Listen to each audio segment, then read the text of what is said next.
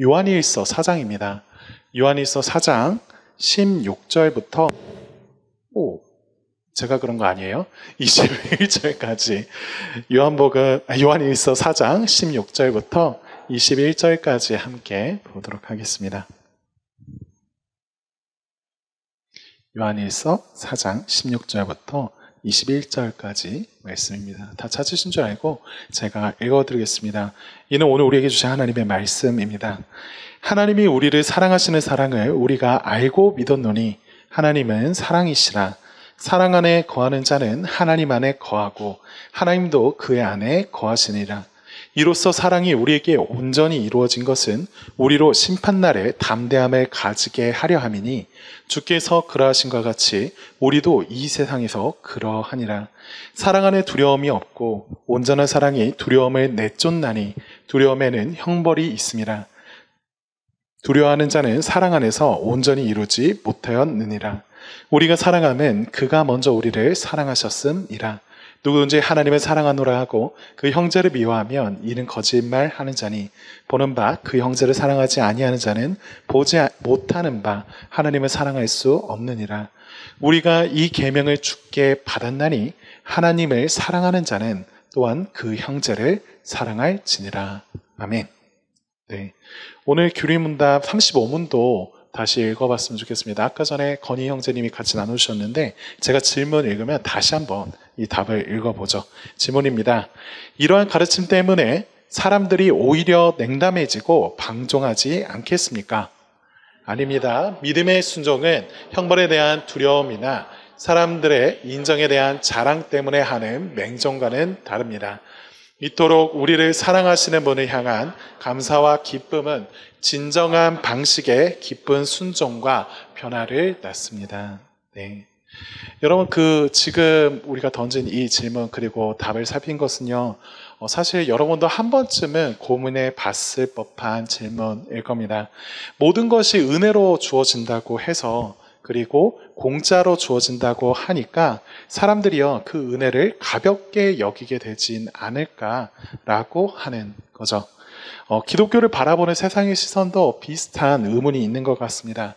예수님이 우리의 죄인들의 모든 죄를 위해서 죽으셨다라고 하는 말을 들을 때마다 그러니까 이 사람들이 앞으로 죄를 지어도 어차피 용서받는다고 생각하니까 그러니까 그럼 그냥 그대로 자기 마음대로 살게 되는 거 아닌가라고 하는 시선이죠. 그러면서 사람들이 은혜 이럴 때마다 이것이 좋지 않게 보이고요. 오히려 그 은혜하는 것들이 오만 가지의 죄를 다 짓고 산다라고 하는 시선으로 보기도 합니다. 사실 이런 생각이요, 우리 바깥에만 있는 게 아니죠. 우리 안에서도 이런 생각들이 익숙합니다. 그래서 자꾸 이런 생각이 드는 것 같아요. 무조건적인 사랑, 무조건적인 그 은혜를 말하는 게 늘 좋은 건 아닌 것 같다라고 하는 거죠. 왠지 하나님 무섭다라고 하는 것도 좀 알아야 좀 혼나고 그래야 하지 않냐라고 생각합니다. 왜 그럴까요? 전제가 깔려있기 때문에 그래요. 사람은 믿을만 하지 못하기 때문이죠. 그래서 예수님과 죄인들이 친구가 되셨다는 거, 이런 말을 들을 때마다 이런 부분들을 우리가 자꾸 듣고 그것만 생각하면 우리가 그 죄를 바라보는 데 있어서 조금 더 마음이 너그러워지고 이 죄들을 용인하게 되는 길로 우리 이끌진 않을까. 은혜만 강조하다 보면 다 그 은혜를 변명 삼아서 살게 되진 않을까 싶기도 합니다. 여러분, 이런 우려가 완전히 근거가 없는 거다라고 말하기는 어려울 거예요. 실제 저와 여러분의 삶이 보고 있는 게 있죠. 우리가 은혜를 값싸게 여기는 그 결과 생기는 문제는요, 우리의 주변에 즐비합니다. 은혜를 믿는다 하면서도요, 여전히 뭔가에 중독되어 있거나 그리스도 안에서 자유롭다고 외치면서 곧바로 불법을 행하는 게 쉬운 게 우리니까 그렇죠. 제가 언젠가 신방을 하다가 누군가와 이런 대화를 나눴어요. 그러니까 밥을 먹고 어떻게 살고 있는지 좀 묻다가 지난 한 달 동안 좀 어떻게 이 주일을 보내고 있었는지에 대해서 이야기를 나눴습니다. 근데 이제 친구가 나눠주는 그 이야기들을 들으면서 우려되는 것들이 많은 거예요. 그래서 그것이 하나님께서 기뻐하시는 삶이 아닌 것 같다라고 말해 주었더니요. 이 친구가 벌컥 화를 내었습니다. 혼났어요. 아니, 나는 지금 은혜 받으려고 왔는데 이 대화 속에서 그 은혜를 찾고 싶은데 혼나려고 온 거 아니다 라고 하는 이야기였죠. 목사님 은혜 믿는다라고 하면서 은혜 말하면서 지금 보니까 다른 사람처럼 자기를 행위로 판단하고 있지 않냐고 그렇게 성을 냈던 것 같습니다. 제가 이 친구를 보면서 마음 한편으로는 찔렸어요. 정말 그런 마음이 내 안에서 전혀 없다라고 말하기 어려웠기 때문입니다. 근데요, 그와 동시에 걱정되는 것은 여전했습니다. 그러면서 사람들이 흔히 하던 그 말이 떠올랐던 것 같아요. 아, 진짜 은혜만 강조하면 사람들이 이렇게 방종하게 되는 건가? 라고 하는 생각이죠. 한동안 이런 목소리가 한국교회 그리고 우리 주변에서 많이 들렸습니다.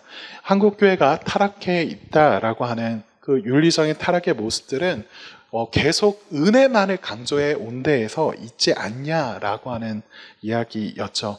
그러니까 은혜는 중요하지만 그거 너무나 좋지만 이제 행위를 좀 많이 강조하자라고 하는 이야기였어요. 너무 간단하게 요약한 거기도 합니다. 그렇지만요, 이런 이야기를 들으면 어떤 의도로 그리고 어떤 상황에서 그런 말들이 나온다라고 하는 걸 우리가 이해하지만요, 마음 한켠에서는 의문도 들게 돼요. 그 의문이 뭐냐면 이런 거죠. 정말 문제가 은혜 때문일까? 라는 겁니다. 은혜가 너무 강조되니까 진짜 이런 문제가 생기는 걸까? 라고 하는 그 의문이 사라지지 않는 것 같아요. 여러분, 그런데 우리가 읽었던 이 교리문답에서는 뭐라고 말하나요? 아까 전에 말했던 것처럼 이러한 가르침이 우리를 방종으로 냉담으로 이끄냐라고 했을 때 이 교리문답은요, 지금 이렇게 말합니다. 그거 아니라고요. 아니라고 말합니다. 오해가 지금 있는 것 같다라고 하는 이야기예요. 여러분, 뭐가 오해라고 하는 걸까요? 오늘은요, 이 오해에 대해서 조금 살피면서 성경이 우리를 향하여서 요구하시는 그 순종이 어디로부터 시작되는 것인지를 같이 살피고자 합니다. 여러분, 결론을 그냥 말씀드리면 문제는 은혜가 아니에요. 은혜의 복음이 사람을 망치는 게 아닙니다. 문제는요, 그게 아니라 오히려 은혜는 진정한 변화를 가능하게 만드는 것인데 그 은혜를 우리가 잘 모른다라고 하는 점에 있습니다. 여러분, 아까 말씀드린 것처럼 이 질문 35문에서 던졌던 그 질문에는 사실 전제가 하나 내포되어져 있죠. 그리고 그것을 오해라고 저는 지금 말씀드렸습니다. 그 전제가 뭐냐면 이런 거예요. 인간은 결국 형벌에 대한 두려움 혹은 인정 욕구 같은 그 동기들이 있을 때 제대로 움직이는 거 아니냐라는 거죠. 그러니까 사랑만 주어서는 안 되고 엄하게 다루어야 된다라고 생각합니다. 여러분, 그런데 생각해 보면요, 이거는 믿지 않는 사람들도 아까 말했던 것처럼 거리낌 없이 받아들일 수 있을 거예요. 여러분, 그래서 요한일서 4장 18절을 보면요, 요한이 말하는 건 조금 다릅니다. 요한은 이렇게 얘기했어요. 사랑 안에 두려움이 없고 온전한 사랑이 두려움을 내쫓나니 라고 말을 하죠. 여러분, 여기서 요한이 말하고 있는 두려움이 뭘까요? 요한이 말하는 두려움은요, 단순히 우리가 그 무서워한다라고 하는 그 감정만을 얘기하는 것 같지 않습니다. 형벌에 대한 두려움이에요. 인정받지 못하고 버림받을 것 같다라고 하는 것에 대한 두려움을 얘기하죠. 그러니까 여기서 세상의 방식과 복음의 방식이 부딪힌다라고 하는 걸 우리는 봅니다. 여러분, 세상은 말이에요. 사람은 형벌에 대한 두려움과 인정 욕구로서 움직인다라고 하지만요, 복음은 말이에요. 진정한 변화는 사랑받은 그 감격, 그 감사로부터 온다라고요. 여러분, 이걸 어떻게 생각하십니까? 제가 너무나 감상적이게 표현한 걸지도 모르겠어요. 그렇지만요, 지금 이 35문이 말하듯이 순종의 동기가 두려움인지 혹은 우리가 그로 말미암은 얻게 되는 그 자랑, 이게 아니다라고 하는 거 정말 여러분 확신하십니까? 우리가 보면요, 두려움이나 자랑 같은 동기는 상당한 힘이 있어요. 해보시면 압니다. 원하신다면 도와드릴 수 있습니다.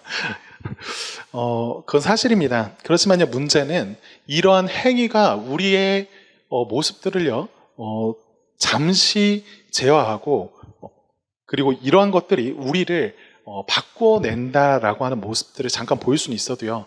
그 마음속까지 바꿔내지는 못하는 게 문제입니다.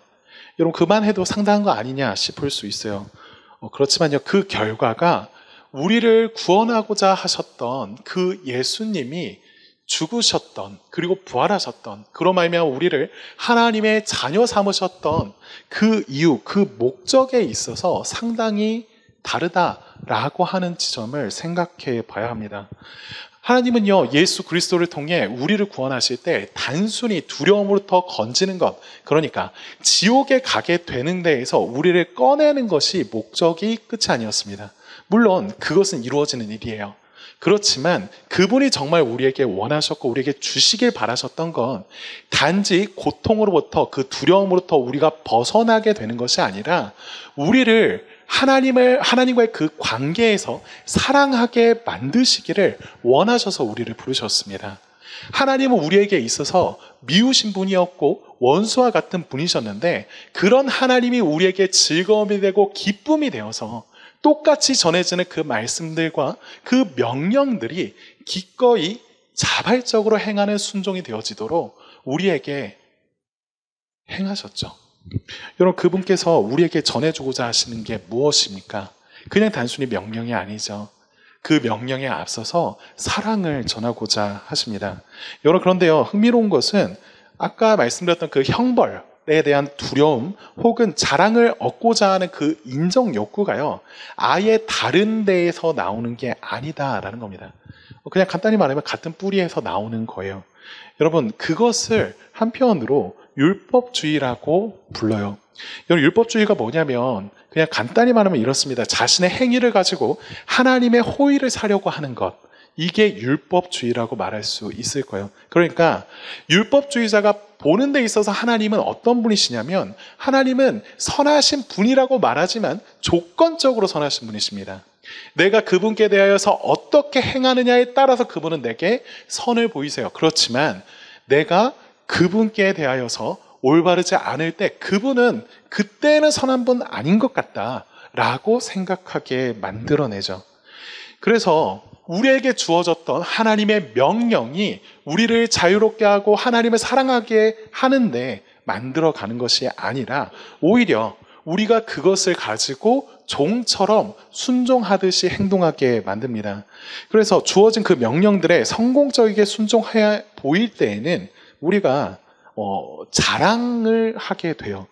그렇지만 실패했을 때는 어떻게 됩니까? 하나님이 그런 나를 벌하시고 내칠까봐 두려워하게 되죠. 여러분 이게 우리가 자주 경험하는 하나님과의 관계 안에서 경험하는 그런 느낌이잖아요. 한 주간씩 그 신앙생활을 잘 했다 싶을 때는요 하나님이 날 축복하는 것 같습니다. 그 회개기도 하자라고 하는 그 시간이 되게 달콤해요. 그런데 회개할 게 별로 없어 보였거든요. 그런데 실제로 자신의 삶이 그렇지 못했다거나 혹은 자신의 삶이 지금 고난 중에 있는 것 같다라고 느낄 때는요 어떻게 됩니까? 그 회개하자라고 하는 그 시간 속에서 내가 뭘 잘못해서 이렇게 힘들어하고 두려움 가운데 있게 되었나라고 하면서 자기를 끊임없이 비하하죠. 그러니까 형벌에 대한 두려움과 그 자랑이라고 하는 것은요 그냥 두 개의 다른 동기가 아닙니다. 겉으로는 달라 보이지만 결국 하나님은 내가 잘할 때에 나를 사랑하시는 분, 부분적으로만, 조건적으로만 선하게 보이는 분이 되어집니다. 여러분 이것은요 성경이 보여주고자 하는 하나님 그리고 그분이 우리에게 주셨던 사랑의 모습이 아니에요. 저와 여러분이요 이런 동기를 가지고 하나님께 나아가서 순종하고자 라고 한다면 그러한 순종은요 때때로이 성공하겠지만 때때로이 실패하게 될 겁니다. 이 반복되는 사이클 속에서 우리는 때로는 자랑하게 될 것이고요 때로는 불안해할 거예요. 예를 들어서 여러분 이런 생각할 수 있죠. 어떤 부모가 자녀한테 너 말 안 들으면 집에서 쫓아낼 거다 라고 했다고 합시다. 부모가 이런 말 하면 안 될 것 같은데 근데 이제 그랬다고 해봐요. 그러면요 그 아이는 순종할까요 안 할까요? 물론 이제 기가 센 아이들은 할 수도 있겠지만 두려움 때문에 순종할 겁니다. 그렇지만요 그 아이의 속마음 아까 얘기했던 것처럼 그 아이의 속마음은요, 그 부모가 보지 않을 때에도 동일하게 행동할까요? 변하지 않은 채로 그대로 있을 거예요. 여러분, 이것이 성경이 요구하는, 그리고 성경이 바라는 우리의 순종의 모습이 아닙니다. 우리가 그러한 방식으로 순종한다라고 하는 것을 성경이 하나님이 기뻐하시는 일이다라고 말하지 않아요. 여러분, 그러면 진짜 순종은 어떻게 하는 걸까요? 교리문답은요, 이어서 말하고 있었습니다. 이렇게 말했어요. 이토록 우리를 사랑하시는 분을 향한 감사와 기쁨. 그 감사와 기쁨은 진정한 방식의 기쁜 송종과 변화를 낳는다라고 말하죠. 여러분, 지금 여기에서 진정한 방식의 순종이 있다라고 말을 합니다. 그런 순종은요, 실패했을 때의 두려움에서도 성공했을 때의 자랑에서도 나오는 것이 아닙니다. 오직 우리를 사랑하시는 분, 그 사랑에 대한 확신 가운데에서 나오는 거죠. 여러분, 요한일서 계속 요한복음이라 하네요. 요한일서 4장 19절은요, 이 진리에 대해서 이렇게 근거를 제시해요. 19절 같이 한번 읽어볼까요? 함께 읽겠습니다. 시작. 우리가 사랑함은 그가 먼저 우리를 사랑하셨음이라. 간단하죠. 우리가 사랑함은 그가 먼저 우리를 사랑하셨기 때문이다 라고 말하죠. 여러분, 이 짧은 한 절에요, 우리가 순종하는 그 모든 이유가 담겨져 있습니다. 여러분, 지금 여기에서 먼저라고 했던 거를 주목하십시오. 이거는 단순히 그 시간적 순서를 얘기하는 게 아닐 거예요. 인과관계를 나타냅니다. 우리의 모든 사랑에 이루어지는 그 능력과 동기가 있다면 하나님이 우리를 향하여서 먼저 베푸신 그 사랑으로부터 나온다라는 거죠. 여러분, 복음의 논리가 이렇습니다. 하나님의 은혜가 먼저 있어요. 그리고 그 은혜로 말미암아 우리에게 감사와 기쁨을 일으키십니다.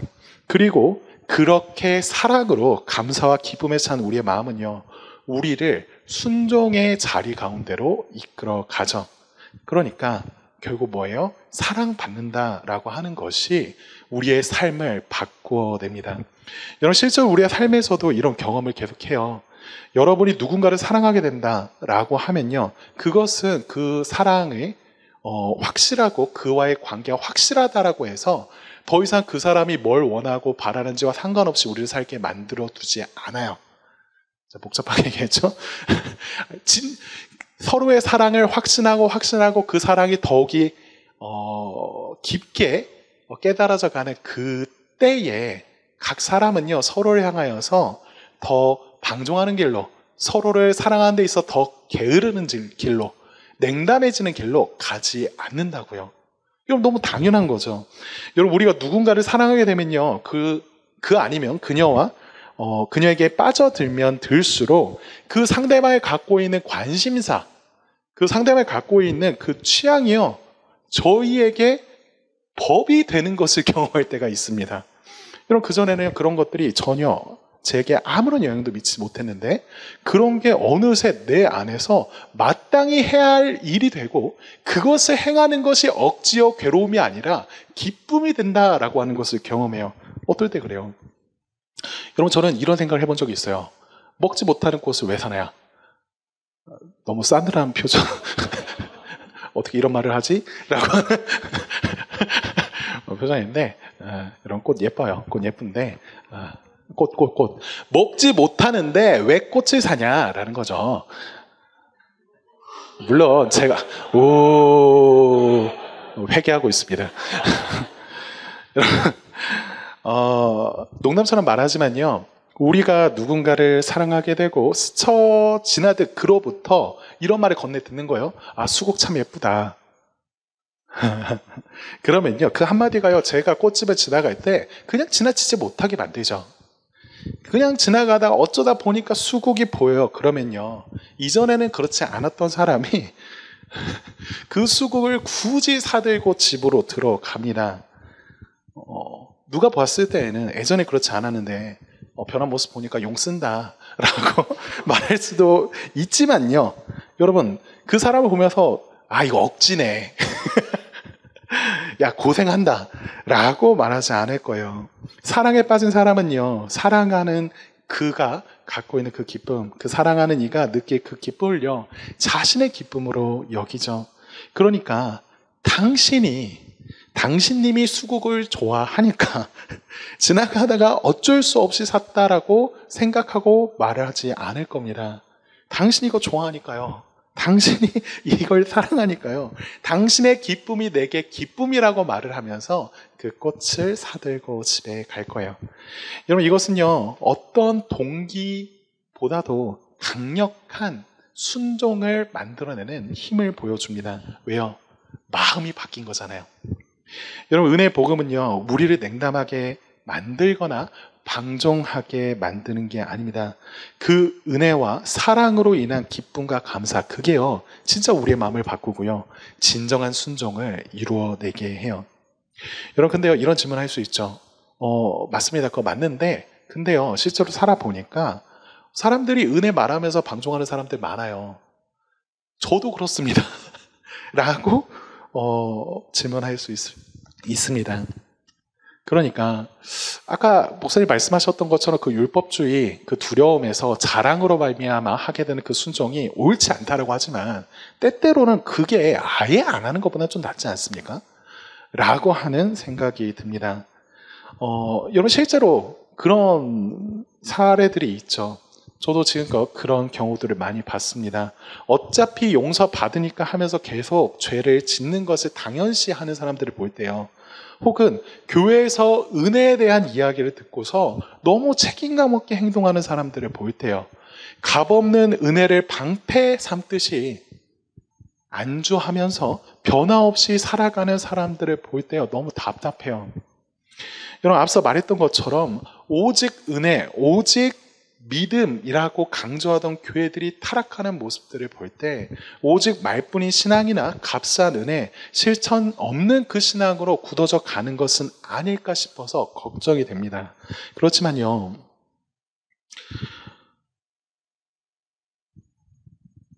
그러면 반대로 그 율법주의적인 그 두려움, 그리고 그런 자랑이 우리를 더 낫게 만들 수 있을까요?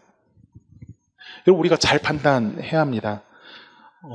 여러분, 그것은요, 잠깐 좋아 보이게 할 수는 있어도 진짜 우리로 하여금 하나님이 우리 향하여서 가지신 그 사랑과 그 마음이 어떠한지를 점점 헷갈리게 만들 겁니다. 희미해지게 만들 거예요. 겉으론 순종을 맺게 하죠. 그렇지만요, 그건 진정한 순종도 아니고 진짜 하나님이 우리를 향하여서 가지신 그 마음이 무엇인지를 더 헷갈리게 만든다라는 겁니다. 여러분, 방종하는 사람은요, 은혜를 너무 많이 알아서 그러는 게 아니에요. 은혜에 대해서 너무 많이 들어서 그러는 게 아닙니다. 그게 아니라 하나님의 사랑을, 하나님의 은혜를 너무나 얇게 알고 있어서 문제인 거예요. 여러분, 쉽게 그런 얘기들 하죠. 머리로는 아는데 가슴이 이르지 않았다. 머리로는요, 용서받았다는 것을 알지만요, 가슴으로는 하나님의 사랑을 깊이 경험하지 못한 겁니다. 그러니까요, 하나님을요, 때때로 우리가 이용할 수 있는 분인 것처럼 대하는 거죠. 말로는 절대 그렇게 하지 않습니다. 그렇지만요, 그렇게 대하면서 하나님이 선하시다라고 한다면 이렇게 지루하고 괴로운 율법을 우리에게 주실 리가 없다면서 제멋대로 살아가죠. 여러분, 이거 보듯이요, 방종하는 사람의 특징은요, 하나님이 어떻게 생각하시는지, 혹은 이 일에 관하여서 다른 이들이 어떤 영향을 입는지 관심 없습니다. 중요한 건 내 마음이에요. 제 자신이죠. 이것은요, 하나님을 사랑하는 길이 아닙니다. 여러분, 아까 전에 율법주의자들은 반면 어떻다라고 했죠? 은혜를 몰라서가 아니라 조건부로서 하나님을 대하고 그 사랑을 이해해서 문제다라고 얘기했죠. 머리로는 은혜를 합니다. 그렇지만 마음으로는 여전히 더 잘해야 사랑받고 못하면 덜 사랑받는다 생각하면서 두려워해요. 그래서 성공할 때 교만하고 실패할 때는 두려워하는 그런 롤러코스터 같은 신앙생활을 하게 됩니다. 여러분, 결국요, 모두 다 그리스도가 보여줄 그 은혜의 복음, 그 하나님의 무조건적인 사랑이 얼마나 놀라우신 것인지에 대해서, 우리를 향하여서 어떤 뜻과 계획을 갖고 있는지에 대해서 잘 몰라서 그래요. 어, 여러분, 우리에게 그렇게 필요한 게 있다면요. 다른 게 아니라 정말 그 사랑을 깊이 경험하는 일이 필요합니다. 그 사랑에 대해서 알아가는 일이 필요해요. 그렇다면 그 사랑을 우리가 어떻게 경험하여 알 수 있을까요?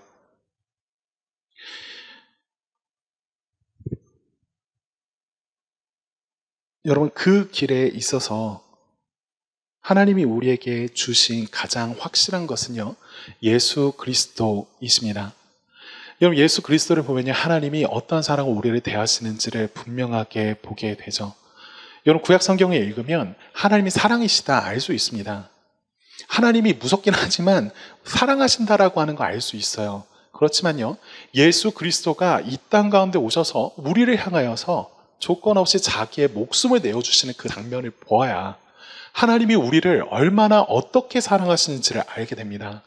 여러분, 우리는요, 계속 의심할 거예요. 우리가 하나님의 말씀에 순종하지 않고 다른 것에 정신 팔릴 때마다 하나님의 사랑이 내가 생각한 것처럼 강력해 보이지 않아서, 정말 힘이 써 보이지 않아서 우리의 마음에서 멀게 느껴져서 당황할 겁니다.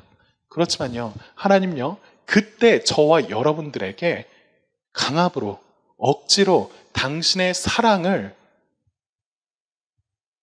믿으라고 행하지 않으세요. 그분은요, 그리스도를 통해서, 그분이 행하신 일을 통해서, 그 가운데 나타난 그분의 성품과 그 약속을 통해서 하나님의 어떤 분이신지, 하나님 우리에게 행하신 일들이 얼마나 놀라운 것인지를 더 알아가게 하시기를 원하십니다. 하나님은요, 이 일을 행하시는 데 있어서 오래 참으시는 분이십니다. 하나님은 이 일을 행하시는 데 있어서 지치지 않으시는 분이세요. 하나님은요, 우리보다 지혜로우신 분이셔서 이러한 선택을 하는 것이 우리에게 방종의 삶으로 이끌지 않을까라고 하는 그 걱정보다 더 나은 계획을 가지고 여러분을 찾고 계시고 여러분을 부르고 계세요. 그 하나님이 저와 여러분들을 교회 가운데로 부르셨습니다. 또한 이 교회 안에서 서로에게 전해지는 그 복음의 말씀 앞에서 교제하게 하셨죠. 여러분, 그렇다면요, 우리에게 필요한 게 무엇입니까? 우리는요, 우리 스스로 그 하나님의 사랑에 꽉 붙들려서 살아갈 수 없어요.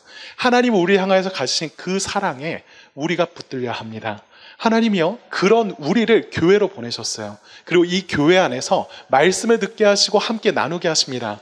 여러분, 우리의 소그룹의 자리, 우리의 교제하는 자리에 그래서 필요한 게 복음의 나눔이에요. 여러분, 이거 하나 적용하고 넘어갔으면 좋겠습니다. 여러분, 우리가 같이 만났을 때요, 우리가 서로 교제할 때요, 우리의 나눔 속에서 이루어지는 것이 무엇인가 생각해 봅시다.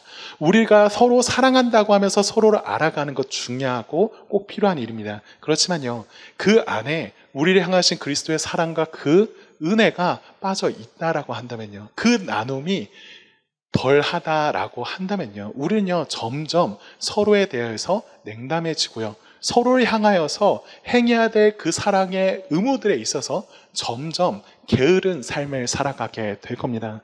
여러분, 우리에게 필요한 게 있다면요, 그러한 나눔들이 계속 이루어져야 해요. 그런데 문제가 있죠. 이런 나눔을 계속 한다고 해도 그런 우리 역시 연약한 존재 아니냐고요. 그런 우리 역시 죄인 아니냐라고 하는 거죠. 그때 우리에게 필요한 게 있다면요, 여러분, 다시 하나님이 어떤 분이신지 그리스도를 통하여 보는 것입니다. 여러분, 제가 몇 주 전에도 한번 그런 말씀을 드렸어요. 요한복음을 읽다 보면 예수님께서 이제 제자들을 떠나실 것에 대해서, 제자들 떠나 하늘로 올라가실 것에 대해서 말씀하시면서 그들에게 걱정하지 말라라고 하는 메시지를 전하시죠. 그러면서 자신은 포도나무고 우리의 아버지는 농부 되신다라고 하는 이야기를 했었습니다. 여러분, 하나님께서 우리의 농부 되십니다. 그분께서요, 우리를 향하여서 행하시는 일은요, 우리가 그리스도 안에 거여서 충분한 열매를 맺지 못하는 것처럼 보이는 그때에 우리를 그냥 제하여서 버리는 것이 아니라 우리의 나무 가지 하나를 들어 올려서 당신의 사랑과 은혜를 더 받도록 일하시는 분이세요. 하나님 아버지가 행하시는 그 신실하신 일을 여러분 기억하시고 기대하시면 좋겠습니다. 우리는요, 우리 자신을 보면서는 계속 우리가 순종하는 데 있어서 부족하다, 우리가 순종하는 것에 있어서 뭔가 좀 문제가 있다라고 하는 것을 계속 생각하게 될 거예요. 진짜 우리에게 필요한 게 있다면 그 아버지와 그 그리스도를 통하여 나타난 그 사랑이죠. 여러분, 우리가 이 사랑을 깊이 경험했으면 좋겠습니다. 말씀 하나를 같이 읽고 마쳤으면 좋겠는데요. 로마서 8장의 말씀입니다. 로마서 8장 31절 이렇게 보면요. 위에 보다시피 그리스도의 사랑이 어떠한 것인지에 대해서 소개하고 있어요. 그런데 이렇게 말하고 있습니다. 31절이에요. 그런즉 이 일에 대하여 우리가 무슨 말을 하리요? 만일 하나님 우리를 위하시면 누가 우리를 대적하리요? 자기 아들을 아끼지 아니하시고 우리 모든 사람을 내어주시니가 어찌 그 아들과 함께 모든 것을 우리에게 주시지 않겠느냐? 누가 능히 하나님께서 택하신 자를 고발하리요? 의롭다 하신 일은 하나님이시니 누가 정죄하리요? 죽으실 뿐 아니라 다시 살아나신 이는 그리스도 예수시니 그는 하나님 우편에 계신 자요 우리를 위하여 간구하시는 자신이라. 여러분, 성경이 소개하는 예수님이요, 하나님의 사랑이 이렇습니다. 그분은요, 우리를 향하여서 가지신 그 사랑의 마음에 있어서 그 무엇도 아까워하지 않고 우리를 향하여 내어주신 분이십니다. 그렇다면요, 이후에 우리에게 필요한 것에 있어서 무엇을 아까워하실까요? 여러분, 35절부터 39절까지를 같이 읽고 마쳤으면 좋겠습니다. 로마서 8장 35절부터 39절 말씀이요. 읽겠습니다. 시작. 누가 우리를 그리스도의 사랑에서 끊으리요? 환난이나 공고나 박해나 기근이나 적시나 위험이나 칼이냐? 기록된 바 우리가 종일 주를 위하여 죽임을 당하게 되며 도살 당할 양같이 여김을 받았나이다 함과 같으니라. 그러나 이 모든 일에 우리를 사랑하시는 이로 말미암아 우리가 넉넉히 이기느니라.